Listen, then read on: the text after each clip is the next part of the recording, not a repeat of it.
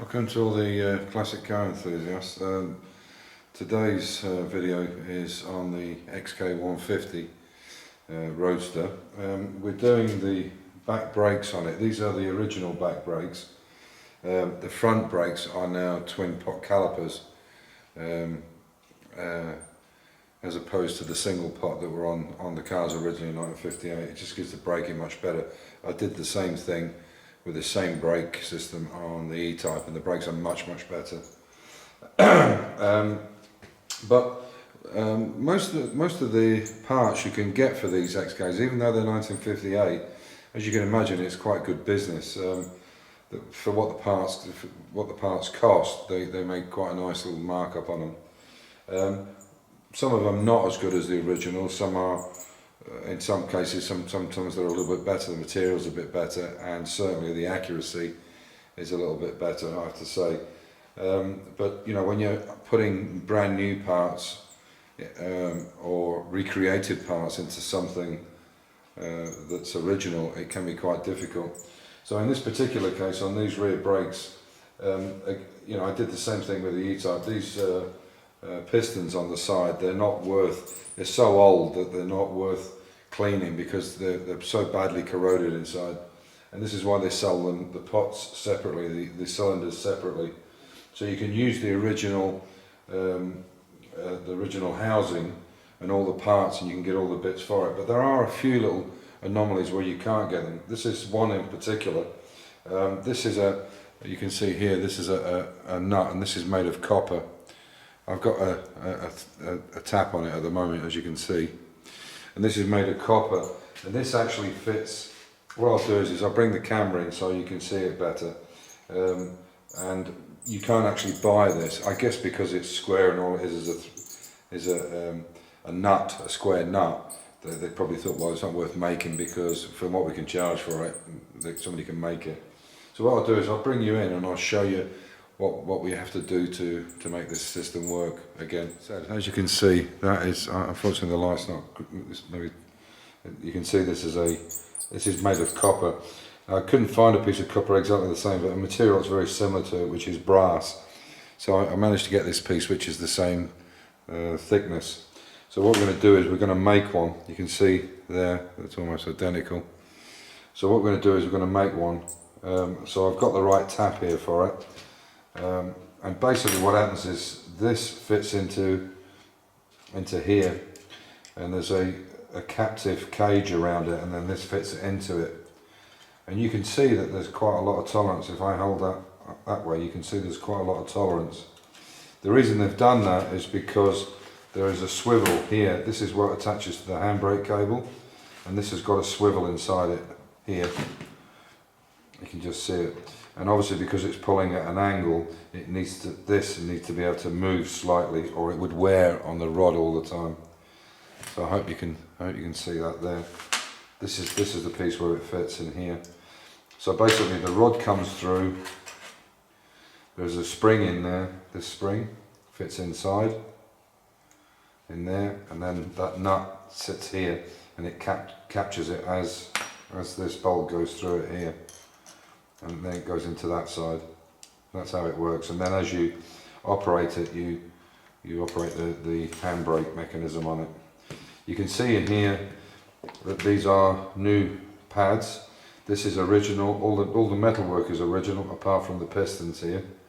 And these are new pads, and you can see they're put in with copper rivets. I'll bring it up to the camera maybe a little bit. I'll show you. You can see that there's copper rivets there. Sorry, I have to keep looking at the camera.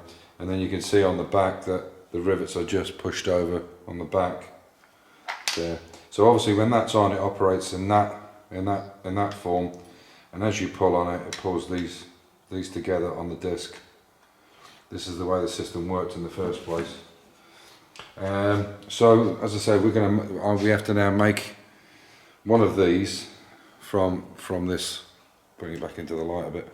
From that thing we have to make another square. So what we'll do is we'll drill and tap it, and then we'll cut it out, and we'll make it exactly the same size so the tolerance is the same. So one of the my car is done at the moment. That's finished, and as I say, we unfortunately don't have that nut, so we have to make one, and we'll crack on with that. The other side, it's basically I have to make for one side because we're just short of one nut. And I'll take you over to the chassis and engine and show you what we've been doing there. Possibly one other thing before I finish up. You can see this is a brand new coil, and it was for the XK. Now in the old days, the old fittings, they used to have, this was threaded in. You can see there's a thread on it, and they were pushed in with the thread. That's what locked them off. I mean, nowadays what they do is they use this style of system where it pushes into the coil and then the rubber holds it in place there. But as you can see, if I pull this back a little bit, that was quite new, so if I pull this back a bit, you can see that that is too loose in there. And the reason is that they have a different system on these threaded ones. There's like a brass plate with a screw inside it, and it has to be done with this. So in fact, the system you have to have is, this is just a made up one, but basically what would happen is you have this little copper washer. You would then braze that, or not braze it, but solder it into place, and then that will fit against there, and then you can tighten on it, and then you get to a point where it tightens so much that this cable can't move, and you can see there. So we have to change the HT lead. This is high tension lead. We have to change it because the one we have is carbon fibre, as you can see there, and then what we need is the old style one, because the carbon fibre is very difficult to attach in the same way as this one is. So I'll take you over to the engine and the chassis, and you can see what we're doing there. What we're doing today is we've set the timing up on top dead centre, and the first issue we found is when we went to take the plugs out, obviously to turn the engine over so there's no compression on it, make it easy to turn the crank. Number one, now on most engines, number one is at the front of the radiator, but for some reason the Jaguar XK engine, number one is nearest the gearbox, so it's 1, 2, 3, 4, 5, 6. Anyway, so when we went to take out number one plug, it was extremely tight. I mean, spark plugs should be tightened, but just nipped. There's no need to over tighten them. It's a very easy area to damage the cylinder head, and especially the thread on the plugs. And whoever put this plug in, which was done by Bristol Classic and Sports Cars, because we got the engines running, but whoever put that in must have realised how tight it was. Anybody with a basic mechanical knowledge would know that if you cannot screw these plugs in by hand, not completely home, but get them at least onto their washer, onto their collapsible washer, there's something wrong with the thread. So we had quite a job getting it out. What we ended up doing we put a long extension on it and used a T-bar, because if you crank with a ratchet, it's easy to pull it to one side. So we used the T-bar, and almost like a tap if you like, and managed to get it out. We could see that the thread on the plug was damaged, and so the only option we had was to try and run down the thread. Now the problem with that is you could easily, because we were cleaning the thread and not tapping it, there's not too much swarf. But obviously the time to do that, or the time to make sure these plugs are good, is when the head is off, before it's attached to the car. They obviously didn't do that, and when they put it in, they just over tightened them and they've galled the thread up. But it must have been tight to put in. There's no other. So we tried a few things. We tried to clean it with a wire. I've got a very small wire brush I use for paint guns, and it was a brand new one. We tried cleaning it and a few other things, and no go. You could turn it maybe one turn by hand, and that was it. It just went solid. So we got the right tap. We went down. We run the thread down, and now it's fine. I can go all the way down, but a very hairy moment, because you can imagine the amount of work there is in taking that head off. a lot of work, because you've got a double timing chain here for your inlet valves and your exhaust valves. So it's not that a complicated engine, but it needs to be done absolutely spot on, and it's a lot of work, plus gaskets and God knows what. So what we're going to do now is we're going to leave this plug out. We've done the distributor. I've got an electronic ignition in it, 123 ignition from Holland, which I have in the E-Type, and they're really good.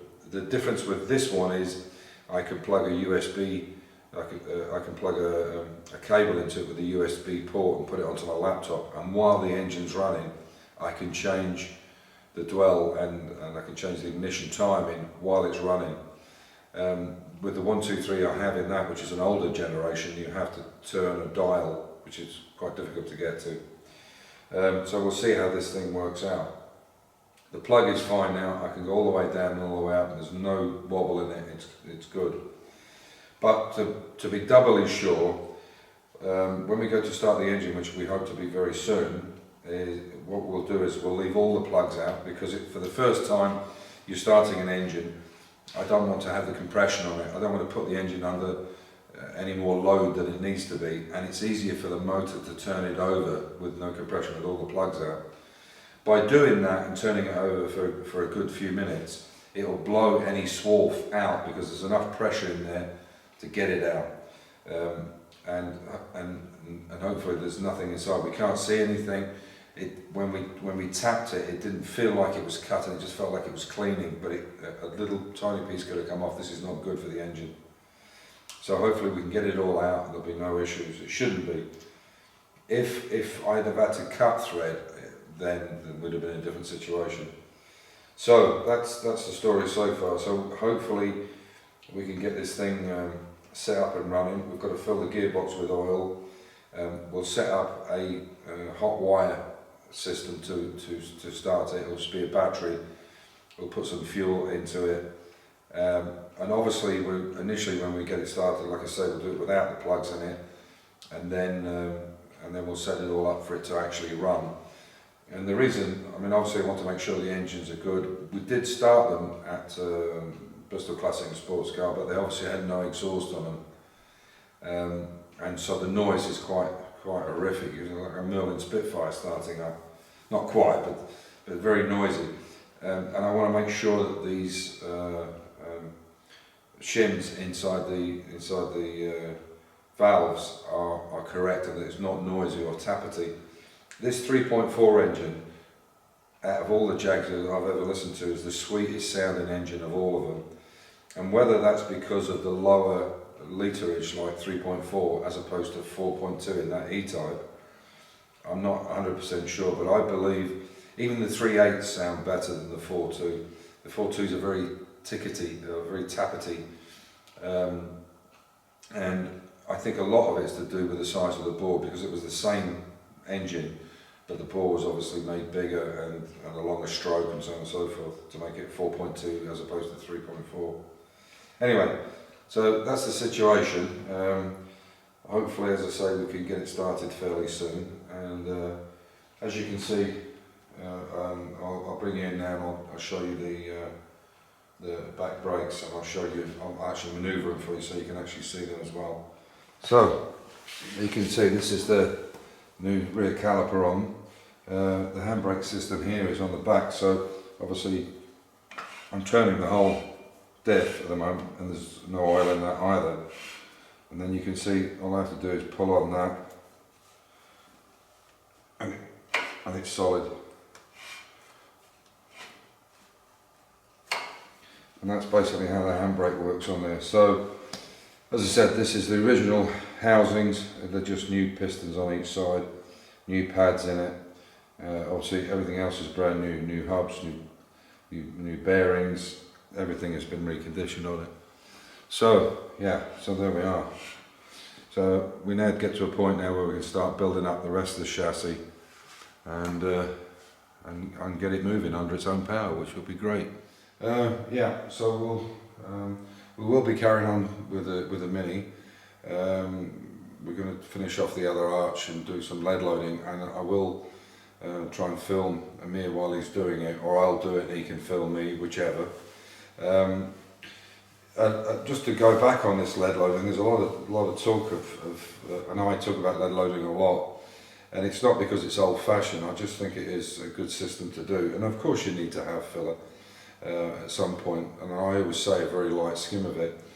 But you know, I come across cars where it's ½ inch thick, and as I said, it's up against mesh or expanded foam. There's some real bodges going on, and when it's been laid on really thick, this is when it'll crack. You know, at the end of the day, to me, filler is for cosmetic work. It's not a replacement for steel, or it's not a replacement for metal. You need to repair, weld and paint, repair it, put new panels in it, weld it, whatever it needs doing. And then the filler is just really for the cosmetics. It shouldn't be, it's not structural. And some people, where I've seen people put some of the fillers in, is unbelievable, and I'm sure you've come across it yourself. Anyway, as you can see, the plates are off the E-Type. We handed them back in today, so she's now going to be off the road now for the rest of for winter, and we'll probably come back on in late March or possibly April, depending on how the weather is. But I've got some jobs to do on that during the winter season anyway. The wheels will have to come off and all be clean, because the spoke wheels on these get very badly dusty with brake dust and so on. Not so bad the back ones because they're inboard, but the front get very bad. Anyway, so we're going to carry on. Hopefully we'll get this running fairly soon. We'll only run it for probably 30 seconds, a minute, something like that, because obviously there's no water in it. I want to get the thing running, make sure that the oil pressure, everything is good, there's no leaks, what have you. Then we will put the radiator on and the whole system, so it can be run for some hours, and we can run the engine in while it's stationary, if you like. So as usual, stay safe, keep the faith, enjoy your hobby, and if you like, subscribe or press the bell for a reminder. So catch you on the next one. Bye for now. Bye.